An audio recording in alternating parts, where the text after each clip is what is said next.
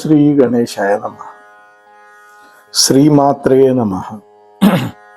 శివాయ గురవే నమః. శ్రీకృష్ణ పరబ్రహ్మణే నమః. శ్రీరామాయ నమః. శ్రీ గురుభ్యో నమః. నారాయణం నమస్కృత్య నరం చైవ నరోత్తమం దేవీం సరస్వతీం వ్యాసం తతో జయముదీరయేత్. సచ్చిదానందరూపాయ విశ్వోత్పత్యాదిహేతవే తాపత్రయ వినాశాయ శ్రీకృష్ణాయ వయం నమః. ప్రియ భగవద్బంధువులారా, మోహనవాణి ఛానల్ ద్వారా శ్రీ నారాయణ భట్టతిరి ప్రణీతమైనటువంటి శ్రీ నారాయణీయ కావ్యాన్ని భక్తి శ్రద్ధలతో వింటూ ఉన్నటువంటి భక్తామ తల్లులకు తండ్రులకు మునుముందుగా నా యొక్క నమస్సుమాంజలి. నిన్నటి రోజున మనం 29వ దశకాన్ని చెప్పుకున్నాం. అందులో పరమాత్మ ధరించిన మోహిని అవతార వైభవం చెప్పుకున్నాం. ఈరోజు 34వ భాగానికి మిమ్మల్ని అందరినీ స్వాగతిస్తున్నాను సాదరంగా. ఇందులో 30వ దశకు వామనావతార ఘట్టం. అనిలోకూలి మహాత్ములైన బలిదేవాధీశుచే సుకృచే పునరుజ్జీవితుడై క్రతు ప్రతతి పెంపుగంచి బల్విక్రమమ్మున చక్రాయుధరకు బెదరక ముల్లోకముల్ తానలోగునియన్ వేల్పులు మూలమూలల భయోత్కచమ్ము చేడగగన్. బలి చక్రవర్తి ఇంద్రుడి వల్ల యుద్ధంలో నిహతుడైపోయినాడు, చచ్చాడు. కానీ శుక్రాచార్యుడి యొక్క మృత సంజీవిని వైభవం వల్ల మళ్ళీ సజీవితుడైనాడు. అంతేకాదు, విశ్వజిత్ అనేటువంటి ఒక గొప్ప యజ్ఞం కూడా చేయించాడు శుక్రాచార్యులు బలి చక్రవర్తి చేత. ఆ యజ్ఞం వల్ల పెంపొందాడు. అలాగే అందులో నుంచి గొప్ప రథము, గుర్రాలు, ఆయుధాలు అన్నీ కూడా సంక్రమించాయి. గురువు యొక్క వైభవం అది, గురువు యొక్క అనుగ్రహం. ఆ తరువాత తన పరాక్రమంతో చక్రాయుధానికి కూడా బెదరకుండా 3 లోకాలు స్వాధీనం చేసుకున్నాడు. ఇది బలి చక్రవర్తి వైభవం. దేవతలందరూ హడలిపోయి భయపడిపోయి ఎక్కడెక్కడో దాక్కున్నారు, కాందిశీకులైపోయినారు అంటాడు పోతన భాగవతంలో పోతన గారు.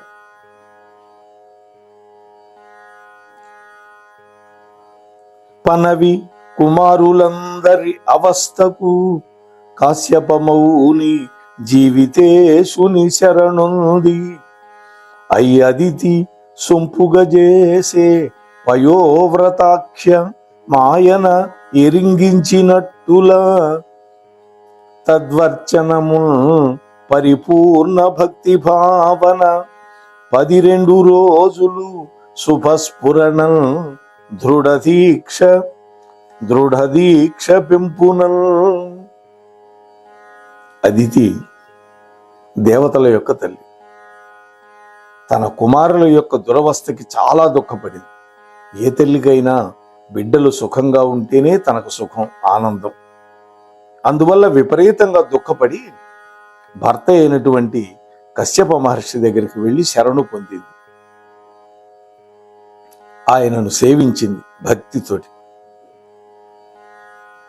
అప్పుడు కృష్ణ, నీ యందు ఉండే భక్తితోటి ఆ కశ్యప ముని చెప్పినటువంటి పయోభక్షణ వ్రతాన్ని దీక్షగా 12 రోజులు ఆచరించింది. పయహ అంటే పాలు, పాలు మాత్రమే స్వీకరిస్తూ వ్రతం చేసింది. భోజనం వదిలిపెట్టేసింది. నిరంతరము నీ నామాన్నే ధ్యానించింది, జపించింది నిన్నే. అది కూడా భర్త యొక్క ఆజ్ఞ మేరకి. వ్రతము సమాప్తియందు అదితి భావము నీ మధుర స్వరూపమందు అతుకగా శ్యామ సుందరుండవూచు చతుర్భుజుడవుచు నీవు తోచితివి వినమ్రయౌ నదితి చంత భవత్తనయుండనయ్యదల్ సతతము గోప్యమీ క్షణమునాదని ఏగితివి ఆ క్షణమున. ఓ కృష్ణ, ఆ విధంగా దేవమాత అయినటువంటి అదితి భర్త యొక్క ఆజ్ఞానుసారం తాను చేసినటువంటి పయోభక్షణ వ్రతం 12 రోజులు పూర్తయిన తర్వాత ఆ తల్లి యొక్క మనస్సు నీ పరమసుందర మూర్తి యందు లగ్నమైంది. ఇది కావాల్సింది. పరమాత్మ యొక్క దివ్య సుందర మూర్తి యందు లగ్నమైంది. మనం కూడా లగ్నం చేయాలి. అందువల్ల శ్యామసుందరుడవై 4 హస్తాలతోటి సవినయంగా ఆమె చెంత సాక్షాత్కరించావు. నువ్వు సవినయంగా వచ్చేట పరమాత్మ. తల్లి, నీకు నేను తనయుడనై పుడతాను అని చెప్పాడు. ఆమె కూడా అడిగింది, నీ వంటి పుత్రుడు కావాలి అని అడిగితే, నా వంటి పుత్రుడు ఎక్కడుంటాడమ్మా, నేనే నీకు పుత్రుడుగా వస్తానని చెప్పాడు.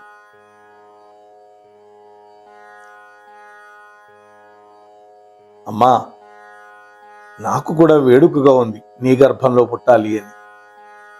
నీ భర్త యందు ఈ రూపంలో ఉన్నటువంటి నన్ను భావన చేయి, ఆయనను పొందు అంటే తన యొక్క అమోఘమైనటువంటి శక్తిని పరమాత్మ కశ్యపుడిలో ప్రవేశపెడితే కశ్యపుడు ఆ శక్తిని భార్య యందు ప్రవేశపెట్టాడన్నమాట.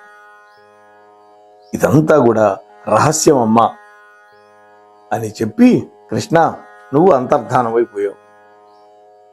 ఆవల కాశ్యపమౌని తీవ్ర తపము దారుడనిష్ట వసింప విరించి స్తుతి మెచ్చి నీవు అదితి గర్భం బందు రా దివ్య వైష్ణవ రూపు ప్రసవించని పరమ పుణ్యం వైన లగ్నమున శ్రవణ ద్వాదశి అపతివ్రత కృపా సర్వస్వరూపా హరి. ఓ హరి, ఓ కృపాస్వరూప, ఓ కృష్ణ. ఆ తరువాత కశ్యప ప్రజాపతి తీవ్రమైనటువంటి తపస్సు చేయటానికి వెళ్ళాడు. అదే సమయంలో బ్రహ్మదేవుడు నిన్ను స్తోత్రం చేశాడు. బ్రహ్మదేవుడి యొక్క స్తోత్రాన్ని ఆలించావు. ఎందుకని? దేవతల యొక్క కార్యం సాధించాలిగా. అందుకని నువ్వు అదితి గర్భాన పుట్టాలి కదా, బలిచక్రవర్తి పీచం అణచాలి కదా. అందుకని బ్రహ్మ ప్రార్థించాడు. అప్పుడు నీవు అదితి యొక్క గర్భంలో ప్రవేశించావు ఆ కశ్యపుడి యొక్క శక్తి ద్వారా. అంటే ముందు కశ్యపుడిలో నీ శక్తిని ప్రవేశపెట్టావు, ఆ శక్తిని కశ్యపుడు తన భార్య యందు ప్రవేశపెట్టాడు. శ్రవణ నక్షత్రంలో ద్వాదశి తిథి రోజు చాలా మంది తెలియక శ్రావణ మాసం అంటున్నారు. తప్పు. భాద్రపద మాసం శుక్లపక్ష ద్వాదశి ఆ రోజు శ్రవణ నక్షత్రం ఉంది. అభిజిత్ లగ్నంలో ఆ సాధ్వీమణికి వైష్ణవాంశతోటి శంఖ చక్ర గదా పద్మ కిరీట మకర కుండల శ్రీవత్స కౌస్తభ వనమాల పీతాంబర సువర్ణ కాంచి నూపురాది శుభాభరణ భూషితుడివై ఆవిర్భవించావు. అంటే స్వామి యోని గర్భ సంజాతుడిగా రాలేదు, కడుపులో ఉన్నట్టు అందరికీ భావన కలిగింది తప్ప కృష్ణావతారం అంతే, రామావతారం అంతే. రామావతారం మాత్రం మానవుడిగా వచ్చాడు. ఇక్కడ అమానుష్యమైనటువంటిది ఈ అవతారాలన్నీ కూడా. కేవలం మానవ మాత్రుడుగా మనలాగా యోని గర్భ సంజాతుడు మాత్రం కాడు. ఆ వచ్చినటువంటి స్వామి మామూలు పిల్లవాడిలాగా రాలేదు. శంఖము చక్రము గద పద్మము కిరీటము మకర కుండలాలు చెవులకి, శ్రీవత్సలాంఛనం కౌస్తుభమణి వనమాల చక్కటి పీతాంబరం బంగారపు మొలతాడు శుభమైనటువంటి ఆభరణ భూషితుడై, స్వామి నీవు అదితి యొక్క గర్భంలో ఆవిర్భవించావు. ఆ పుణ్య సమయంలో, ఆ పుణ్య ఆశ్రమంలో నీ యొక్క అద్భుత అవతారం జరిగినప్పుడు సమస్త దేవతలు దుందుబులు మోగించారు. దివ్యమైనటువంటి కుసుమ వర్షం కురిపించారు. ఎందుకని? బలిచక్రవర్తి వల్ల వాళ్ళంతా కాంతిశీకులై బతుకుతున్నారు, చెట్టుకొకరు పుట్టకొకళ్ళు. ఈ స్వామి పుట్టింది బలిచక్రవర్తిని నిర్జించి, ఓడించి, వశం చేసుకొని తమకు మళ్ళీ రాజ్యం ఇప్పిస్తాడు అనేటువంటి ఆనందం ఇంద్రాది దేవతలకు ఉన్నది. అందుకని వాళ్ళు దుందుబులు మోగించారు, అలాగే పుష్పవర్షం కురిపించారు. స్వామి, అప్పుడు నీ తల్లి తండ్రి కశ్యపుడు, అదితిదేవి ఇద్దరు కూడా నిన్ను స్తోత్రం చేశారు, నీ దివ్యమంగళ స్వరూపాన్ని స్తుతించారు. అప్పుడు నీవు ఆ స్వరూపాన్ని విడిచిపెట్టి 8 సంవత్సరాల బాలుడుగా కనపడ్డావు. ఒక మరగుజ్జు బాలుడు, ఆయనే వామనమూర్తి. జై వామనమూర్తికి. 8 ఏళ్ల వాడుగా పుట్టాడు, కనపడ్డాడు. అంటే ఉపనయన సంస్కారానికి కావలసిన వయస్సులో స్వామి తయారైపోయినాడు. అప్పుడు ఏం జరిగిందిట? అజినమ్ము మృదుదండ మక్షవలయము అమ్మౌంజీ ఒక్కొక్కరై యజముక్షుల్ బహుమానమిచ్చి కొనగా అయ్యగ్నియున్ వేల్చి అక్కజమున్ కొల్చెడి బ్రహ్మతేజమున ప్రస్థానంబుగా వించి ఆవజిత శ్రీ ప్రకృతాశ్వమేధము బలీంద్రావాసమల్లలను. ఒక్క పద్యంలో ఎంత కథ చెప్తున్నాడో చూడండి భట్టతిరి గారు. బ్రహ్మాది దేవతలందరూ అక్కడికి వచ్చేశారు. స్వామి ఎప్పుడైతే ఒక వటువు రూపాన్ని ధరించాడో వచ్చేశారు. వెంటనే ఉపనయన సంస్కారం జరిపించాడు కశ్యప ప్రజాపతి. ఆ వచ్చినటువంటి దేవతలందరూ కూడా బహుమానాలు ఇస్తూ ఉన్నారు. అవన్నీ తీసుకున్నాడు స్వామి. దేదీప్యమానమైనటువంటి బ్రహ్మ తేజోమూర్తివై వింత గొలిపేటటువంటి అశ్వమేధ యజ్ఞాన్ని చేస్తున్నటువంటి బలి నివాసానికి బయలుదేరావు స్వామి.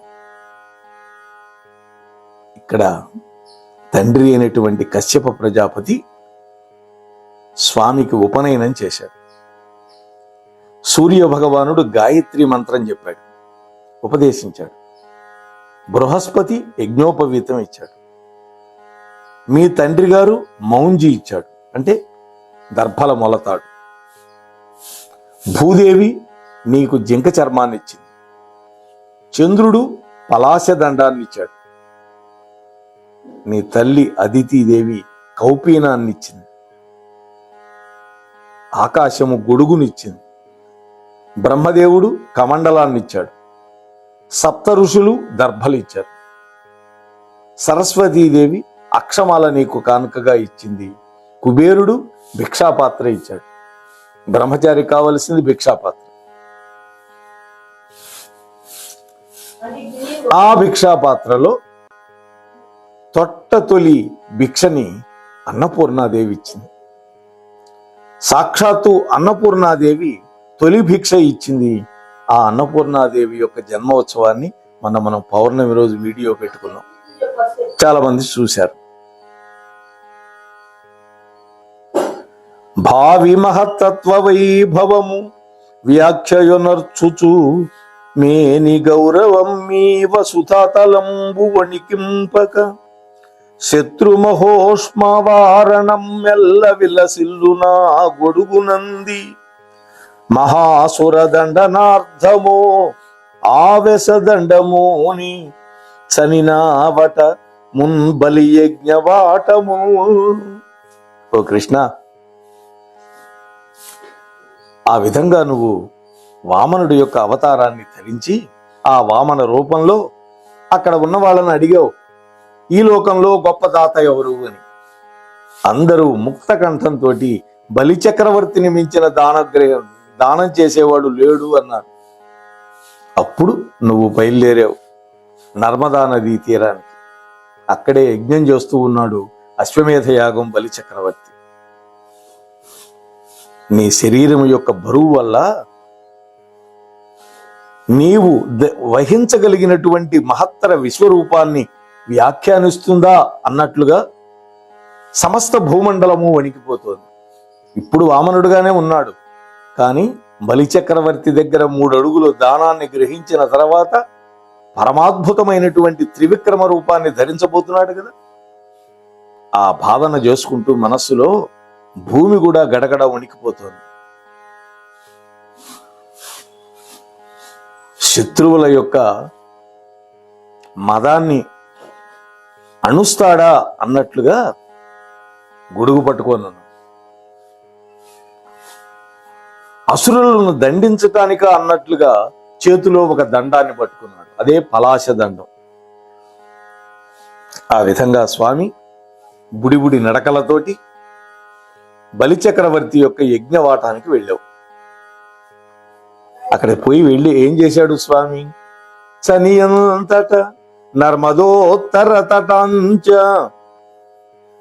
తద్యజ్ఞశాలాంగణమున నీవుండ భవత్తను ప్రభల చూపుల్ సంభ్రమింపగ నీయన ఆ భానుడో చిత్రభానుడో సముద్యదీప్తి యోగీంద్రుడాయన ఏయవును సనత్కుమారుడని శంకావిష్ఠులైరి అందరూ. ఆ నర్మదా నది తీరానికి వెళ్ళావు.